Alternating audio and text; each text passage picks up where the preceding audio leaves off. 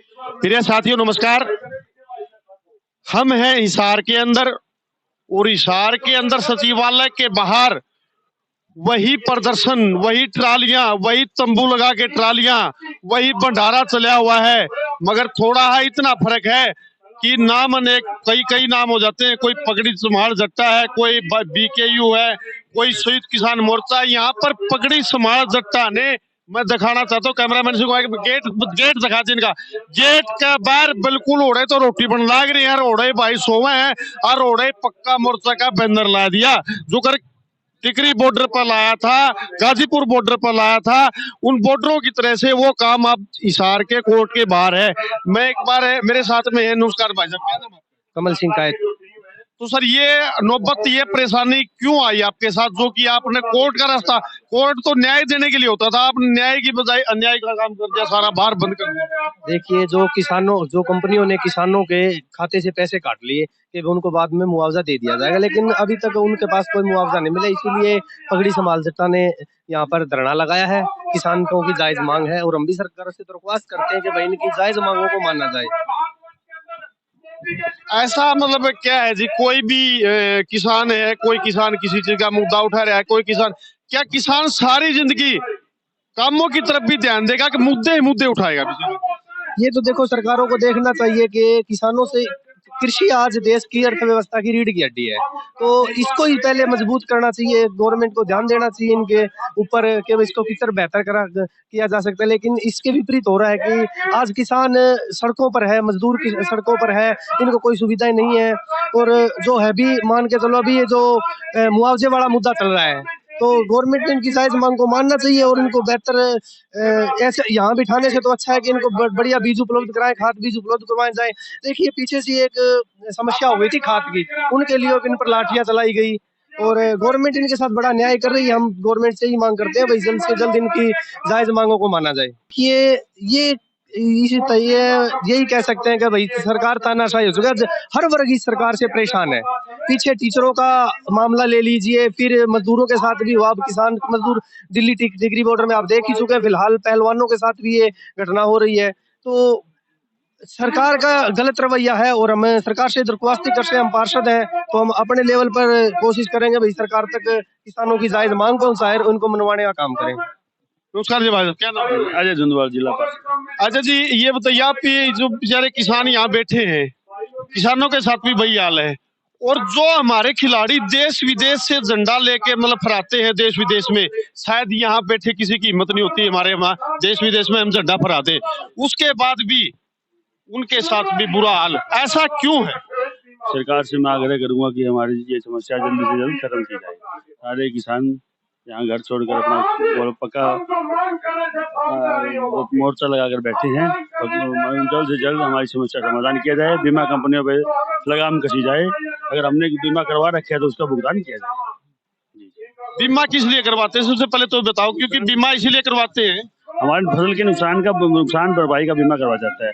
हर कोई भी व्हीकल लगा लो, कोई गाड़ी लगा लो, उसका नुकसान होते है, बीमा इमीडिएटली बीमा जारी किया जाता है। तो किसान का क्यों नहीं जारी करते? इसके लिए बैठने की क्या जरूरत है, क्या धरना दिलाने की जरूरत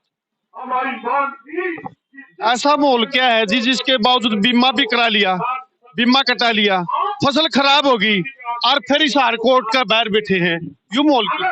देखिए, बात ये है, मैं ओम प्रकाश मालिया, जिला पार्षद, वार्ड नंबर 19 से, और मैं स्टेट वाइस प्रेसिडेंट मजदूर संघ का भी हूँ। बात ये है कि ये जो किसान साथी बैठे हैं, तो ये सारे हमारे भाई बैठे हैं और इनके लिए हम भी इनके लिए बैठे। उन्होंने एक माध्यम बनाया है, इन्होंने हमारे को चुन के भेजा है कि आप हमारी आवाज को बुलंद कीजिए। तो आज हम इनके समर्थन में हम हर रोज आते हैं और बैठते हैं, क्योंकि हमारे चाचे ताऊ भाई भतीजे सारा हमारा परिवार यहाँ बैठा है और इतनी गर्मी के अंदर काम छोड़ के बैठा है। तो जब बीमा पॉलिसी ने इनके पैसे काटे हैं, बीमा करे उनका, और उनका नुकसान हुआ है, तो उनको तुरंत भुगतान करना चाहिए। और आज मैं आपको बता देना चाहता हूँ कि हम इनके बीच की कड़ी का कार्य करेंगे। इन्होंने जो हमारे को दायित्व दिया जाए, हमारे को जिताकर पहुंचाया, जिला पार्षद बनाए, तो हम इनके दायित्व का निर्वहन करेंगे। और हम भी सरकार को अगवा करते हैं और सरकार से जो भी उच्च अधिकारी है सरकार के, प्रदेश के है, उनसे हम भी बातचीत करेंगे कि जो हमारे किसान साथी बैठे, हमारे भाई बैठे हैं, उनकी मांगों को तुरंत माना जाए। हाँ, जल्द से जल्द माना जाए इनको। मेरे साथ में ये किसान भी, किसान हो जी आप? मतलब कैसा फील कर रहे हो? किसान मतलब एक किसानी करता है और उसके बावजूद किसान की ये बरान माटी, रे माटी, बरानी कुर्सी कुर्सी माटी, वाह कोट का बहर, ऐसा क्यों हो रहा है? मेरे को इन वाले मेरे को हाँ जी, किसान एक बेचारा एक हर वर्ग का पेट भरता है, हर वर्ग का पेट भरता है, हर वर्ग के मतलब वो करता है, गुजारा करता है। किसान से भूखा रह जाए मगर दूसरे को किसी को भूखा नहीं रहने देता।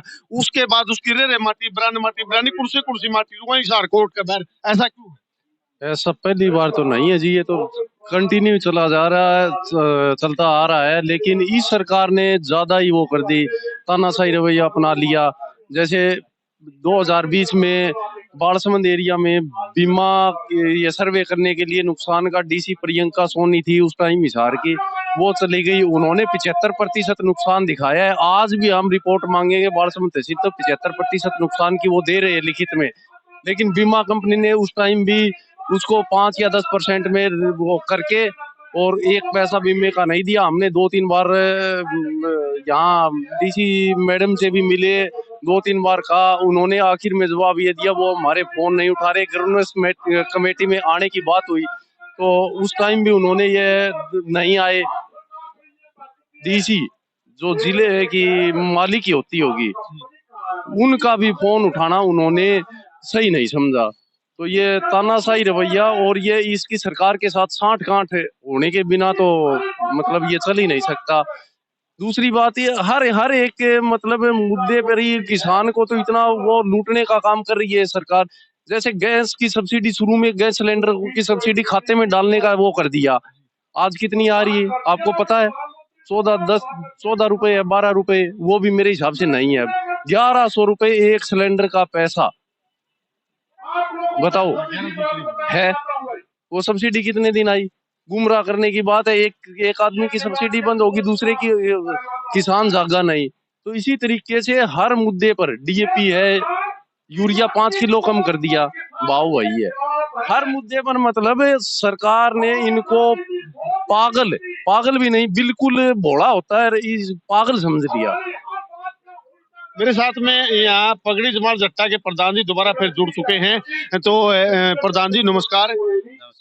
ये जो मामला है सरकार वर्सेज किसान, सरकार वर्सेज मजदूर कर्मचारी, क्या सरकार को बनाने वाले व्यक्ति कौन है? मैं एक छोटा सवाल, एक चीज मैं आपको बता दूं तो ये भोले भाले लोग हैं जिनको शिक्षा से भी दूर रखा गया, पैसों से भी दूर रखा गया, इनको मतलब हर तरीके से कमजोरी रखा गया। ये वो तबका है। इन लोगों को सिर्फ आज एक बीजेपी का वर्कर सबसे बड़ा है टेलीविजन, वो हर घर के किसान तक पहुंचा दिया गया और उसके थ्रू इन लोगों का माइंड वॉश कर करके किसी न किसी तरीके से बड़े बड़े झांसे दे करके इन लोगों ने अपने आप को सत्ता में स्थापित करने का काम किया। किसी एक मजदूर किसान से कोई पत्रकार साथी पूछ गया था, वे पहले रोज रोज दंगे होते थे कांग्रेस सरकार में या आगजनी होती थी, अब नहीं होती बीजेपी सरकार में। तो आगजनी, उसका जवाब था किसान का कि आगजनी और दंगे करने वाले ही जब सत्ता में बैठ गए तो आगजनी और दंगे करेंगे कौन? ये वही आतंकवादी लोग हैं जिन्होंने देश को हर बार तोड़ने, खिंडाने और कमजोर करने का काम किया। लेकिन इन लोगों को कहीं ना कहीं पहचानने में हमारी कमियां रही, इस कारण ये सत्ता में बैठे। एक सवाल था भगत सिंह का, जिस टाइम आजादी का दौर था तो भगत सिंह ने सवाल किया जो आला हमारे जो मुख्य नेता थे उनसे कि अगर देश अगर आजाद होता है तो किसान मजदूर की देश में क्या भूमिका रहेगी। लेकिन उस समय भी किसी के पास कोई जवाब नहीं था भी किसान मजदूर की देश में क्या भूमिका रहेगी, क्या हिस्सेदारी रहेगी। वो सवाल आज आजादी के बाद भी इतना समय गुजर गया, 80 साल के करीब समय हो गया, लेकिन वो सवाल आज भी खड़ा है कि भी किसान और मजदूर की इस आजाद भारत में क्या मतलब पायदान होगा, कहाँ खड़ा होगा किसान। वही किसान मजदूर तो आज भी इन लोगों का गुलाम बन करके बिना बात करके मतलब बैलों की तरह कमा करके इन लोगों का पेट भरने का काम कर रहे हैं। लेकिन कोई सुनने वाला एक भी नहीं। आज किसान का एक पांव तो सड़क पर रहता है सरकार के साथ लड़ने के लिए और एक पांव खेत में रहता है।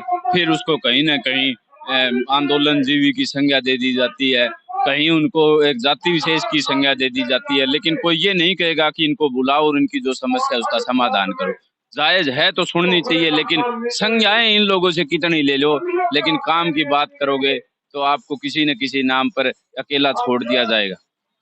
किसान आंदोलन जब चला था 13 महीने दिल्ली में लोग बॉर्डरों पे बैठे थे, उस टाइम किसान को एक नाम भी दिया था, मेरे को तो याद नहीं, आपको याद हो तो नाम क्या था? एक अलग से नाम दे दिया। आंदोलन जीवी कह करके मतलब इन लोगों ने हमें नवाजने का काम किया। और ये वही लोग हैं थूक कर चाटने वाले जिन्होंने माफी मांग करके और किसानों को मतलब पूरी बाइज्जत घर भेजने का काम भी किया। तो यही बात हम इस हरियाणा सरकार को भी कहना चाहेंगे, पाछा ही तो थूक दोगे तमें, लेकिन तड़का चाटने का काम भी करेगा और इनको किसान भी मानना पड़ेगा। अगर फिर भी कोई कसर रहेगी तो वो 1.5 साल की बात है, हम बता देने का काम कराएंगे। तो बने रहिए नेक्स्ट वीडियो में मेरे सहयोगी कैमरामैन के साथ। रिपोर्टर निर्माण, जय जवान जय किसान।